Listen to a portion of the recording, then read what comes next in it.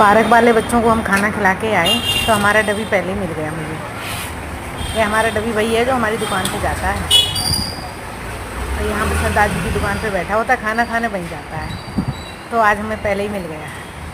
और बारिश के मौसम में ना इनको जो रोटी खिलाती हूँ इतनी मक्खियाँ लगती हैं बहुत ज़्यादा, बेचारों को से खाना खाने नहीं देती हैं। तो सारे डॉग को रात में जो खाना खिलाने जाते वहाँ तो कोई टेंशन नहीं होती है क्योंकि रात में मक्खियाँ नहीं रहती हैं, लेकिन दिन में मक्खियाँ बहुत परेशान करती हैं। यहाँ पर सामने टेबल है ना, वहाँ पर रख के मैंने वीडियो बनाई थी।